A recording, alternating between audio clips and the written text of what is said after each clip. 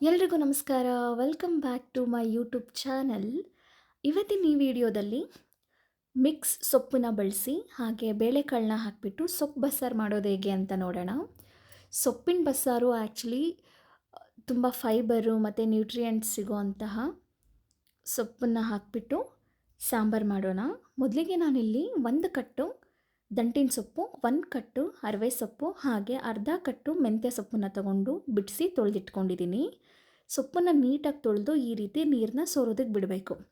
ಹಾಗೆ ದಂಟಿನ ಸೊಪ್ಪಲ್ಲಿ ಆ ಕಡ್ಡಿ ಬರುತ್ತಲ್ಲ, ಆ ಸ್ಟೆಮ್ಮನ್ನ ನೀಟಾಗಿ ಸಿಪ್ಪೆ ಎಲ್ಲ ತೆಗೆದು ಬಿಡಿಸಿ ಈ ರೀತಿ ಕಟ್ ಮಾಡಿ ಇಟ್ಕೊಂಡಿದ್ದೀನಿ.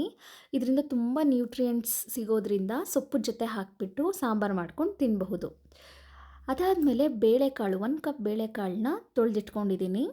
ಈಗ ಒಂದು ಪಾತ್ರೆಗೆ ಬೇಳೆಕಾಳನ್ನ ಹಾಕಿಬಿಟ್ಟು ಬೇಳೆ ಮುಳುಗುವಷ್ಟು ನೀರನ್ನು ಹಾಕಿಬಿಟ್ಟು ಬೇಳೆನ ಬೇಯಿಸ್ಕೊಳ್ಬೇಕು. ನಾನು ಈ ರೀತಿ ಲಿಡ್ನ ಕ್ಲೋಸ್ ಮಾಡಿ ಒಂದು 40-50% ಬೇಳೆನ ಬೇಯಿಸ್ಕೊಳ್ತೀನಿ. ಈ ಸ್ಟೇಜಲ್ಲಿ ದಂಟಿನ ಸೊಪ್ಪು ಕಡ್ಡಿನ ಕಟ್ ಮಾಡಿ ಇಟ್ಕೊಂಡಿದ್ವಲ್ಲ ಸ್ಟೆಮ್ಮು, ಇವಾಗ ಹಾಕ್ಕೊಂಡು ಒಂದು 3-4 ನಿಮಿಷ ಲಿಡ್ ಕ್ಲೋಸ್ ಮಾಡಿ ಬೇಯಿಸ್ಕೊಳ್ತೀನಿ. ನೋಡಿ ಎಷ್ಟು ನೀಟಾಗಿ ಕುದೀತಾ ಇದೆ. ಸ್ಟೆಮ್ ಸ್ವಲ್ಪ ಬೆಂದಿದೆ ಅಂತ ಆದಮೇಲೆ ತೊಳೆದಿಟ್ಕೊಂಡಿರೋಂಥ ಸೊಪ್ಪನ್ನು ಹಾಕ್ಕೊಳ್ತಾ ಇದ್ದೀನಿ. ಸೊಪ್ಪನ್ನು ಲಾಸ್ಟಲ್ಲೇ ಹಾಕ್ಕೊಳ್ಬೇಕು, ಯಾಕಂದರೆ ಸೊಪ್ಪು ಒಂದು 3-4 ನಿಮಿಷದಲ್ಲೆಲ್ಲ ಬೆಂದೋಗ್ಬಿಡುತ್ತೆ. ಸೊ ಇವಾಗ ಸೊಪ್ಪು ಮೇಲ್ಗಡೆ ಇದಿಷ್ಟು ಐಟಮ್ನ ಹಾಕ್ಕೊಳ್ಬೇಕು. 1 ಈರುಳ್ಳಿ, 5-6 ಹಸಿಮೆಣಸಿನ್ಕಾಯಿ ಖಾರಕ್ಕೆ, ಹಾಗೆ 1 ಗೆಡ್ಡೆ ಬೆಳ್ಳುಳ್ಳಿ, ಹಾಗೆ 2 ಟೊಮ್ಯಾಟೋನ ಕಟ್ ಮಾಡಿ ಹಾಕ್ಕೊಂಡಿದ್ದೀನಿ. ಖಾರಕ್ಕೆ ಹಸಿಮೆಣಸಿನ್ಕಾಯಿ ಬಿಟ್ಟರೆ ಬೇರೆ ಏನೂ ಹಾಕ್ತಿಲ್ಲ. ಖಾರ ನೋಡಿಕೊಂಡು ಹಸಿಮೆಣಸಿನ್ಕಾಯಿನ ಹಾಕ್ಕೊಳ್ಳಿ. ರುಚಿಗೆ ತಕ್ಕಷ್ಟು ಉಪ್ಪನ್ನು ಹಾಕಿಬಿಟ್ಟು ಲಿಡ್ ಕ್ಲೋಸ್ ಮಾಡಿ ಒಂದು 5 ನಿಮಿಷ ಬೇಯಿಸ್ಕೊಳ್ಬೇಕು. ಸೊ ನೋಡಿ ಎಷ್ಟು ನೀಟಾಗಿ ಬೆಂದಿದೆ ಅಂತ. ಇವಾಗ ಬೆಂದಿರೋ ಅಂತಹ ಈರುಳ್ಳಿ, ಟೊಮ್ಯಾಟೊ, ಹಸಿಮೆಣಸಿನ್ಕಾಯಿ, ಬೆಳ್ಳುಳ್ಳಿನ ಎತ್ತಿಟ್ಕೊಳ್ತಾ ಇದ್ದೀನಿ ಸೈಡ್ಗೆ. ತಣ್ಣಗಾಗೋದಕ್ಕೆ ಬಿಡಬೇಕು ಇದನ್ನು. ಸೊ ಈ ಕಡೆ ಸೊಪ್ಪು ಮತ್ತು ಕಾಳು ಎಷ್ಟು ಹದವಾಗಿ ಬೆಂದಿದೆ ಅಂತ ನೀವೇ ನೋಡ್ತಿರಬಹುದು. ಬೇಳೆ ಕೂಡ ನೀಟಾಗಿ ಬೆಂದಿದೆ. ಇವಾಗ ಇದನ್ನು ಫಿಲ್ಟ್ರ್ ಮಾಡ್ಕೊಳ್ಬೇಕು. ಇದರಲ್ಲಿ ಒಂದು ಸ್ವಲ್ಪ ಸೊಪ್ಪು ಕಾಳನ್ನು ಮಸಾಲೆ ರುಬ್ಬೋದಕ್ಕೆ ಎತ್ತಿಟ್ಕೊಳ್ತಾ ಇದ್ದೀನಿ. ಫಸ್ಟು ಮಸಾಲೆ ರುಬ್ಬೋದಕ್ಕೆ ತೆಂಗಿನಕಾಯಿನ ಈ ರೀತಿ ಪೌಡ್ರ್ ಮಾಡ್ಕೊಂಡು ಬರಬೇಕು. ಅದಾದಮೇಲೆ ಮೆಣಸು ಜೀರಿಗೆನ ಹಾಕ್ಕೊಂಡು ಒಂದು ಸಲ ರುಬ್ಕೊಂಡು ಬನ್ನಿ. ಯಾಕಂದರೆ ಈ ಟೊಮ್ಯಾಟೊ, ಈರುಳ್ಳಿ, ಹಸಿಮೆಣಸಿನ್ಕಾಯಿ, ಬೆಳ್ಳುಳ್ಳಿ ಎಲ್ಲ ನಾವು ಬೇಯಿಸ್ಕೊಂಡಿರೋದ್ರಿಂದ ಅದು ಸಾಫ್ಟಾಗಿ ಬೇಗ ಬ್ಲೆಂಡ್ ಆಗಿಬಿಡುತ್ತೆ. ಹಾಗಾಗಿ ತೆಂಗಿನಕಾಯಿನ ಮೊದಲೇ ಸ್ವಲ್ಪ ರುಬ್ಬಿ ಇಟ್ಕೊಳ್ಬೇಕು. ಇವಾಗ ಬೇಯಿಸ್ಕೊಂಡಿರೋ ಅಂತಹ ಸೊಪ್ಪು ಮತ್ತು ಕಾಳನ್ನು ಜೊತೆಗೆ ಹಾಕ್ಕೊಂಡು ಈ ರೀತಿ ರುಬ್ಕೊಂಡು ಬರಬೇಕು. ಅದಾದ ನಂತರ ಈ ಕಡೆ ಸೊಪ್ಪು ಮತ್ತು ಕಾಳು ನೀಟಾಗಿ ನೀರು ಸೋರಿದೆ ನೋಡಿ. ಈ ನೀರು ಸಾಂಬಾರಿಗೆ ಬೇಕಾಗತ್ತೆ. ಎತ್ತಿಡೋಣ ಸೈಡ್ಗೆ. ಇವಾಗ ಅದೇ ಪಾತ್ರೆಯಲ್ಲಿ ಸೊಪ್ಪು ಕಾಳು ಬೇಯಿಸ್ಕೊಂಡಿದ್ನಲ್ಲ, ಅದೇ ಪಾತ್ರೆಯಲ್ಲಿ 2 ಟೇಬಲ್ ಸ್ಪೂನ್ ಎಣ್ಣೆನ ಹಾಕಿಬಿಟ್ಟು ಎಣ್ಣೆ ಬಿಸಿ ಆಗಿದ ನಂತರ ಸಾಸಿವೆ, ಜೀರಿಗೆ ಹಾಗೆ ಜಜ್ಜಿಟ್ಕೊಂಡಿರೋ ಅಂತಹ ಬೆಳ್ಳುಳ್ಳಿನ ಹಾಕ್ಕೊಳ್ತಾ ಇದ್ದೀನಿ.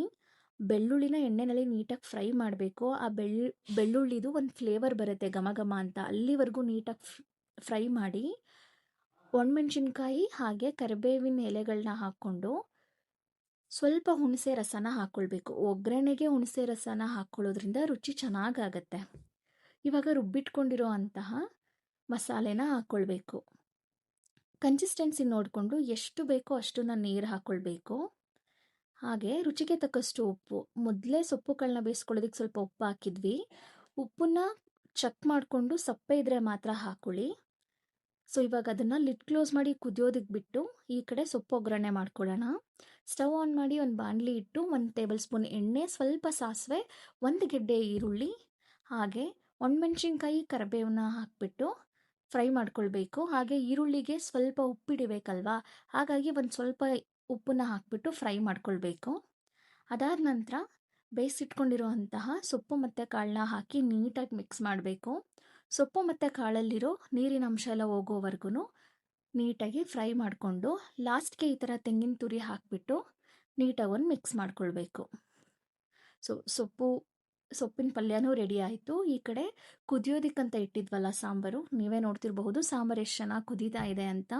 ಆ ಸಾಂಬಾರು ಸುತ್ತ ನೊರೆ ಥರ ಬಂದಿದೆಯಲ್ಲ, ಆ ನೊರೆ ಎಲ್ಲ ಹೋಗಬೇಕು, ಅಲ್ಲಿವರೆಗೂ ಕುದಿಸ್ಕೊಳ್ಬೇಕು. ನಿಮಗೆ ಈ ಸೊಪ್ಪು ಬಸ್ಸಾರು ಇಷ್ಟ ಆಯಿತು ಅಂತ ಅಂದ್ಕೊಳ್ತೀನಿ. ಎಷ್ಟಾಗುತ್ತೋ ಅಷ್ಟು ಕ್ವಿಕ್ಕಾಗಿ ವಿಡಿಯೋ ಮಾಡೋದಕ್ಕೆ ಟ್ರೈ ಮಾಡಿದ್ದೆ. ಐ ಹೋಪ್ ನಿಮ್ಗೆ ಇಷ್ಟ ಆಯಿತು ಅಂತ. ಇಷ್ಟ ಆಗಿದ್ರೆ ಲೈಕ್ ಮಾಡಿ, ಶೇರ್ ಮಾಡಿ, ಕಮೆಂಟ್ ಮಾಡಿ.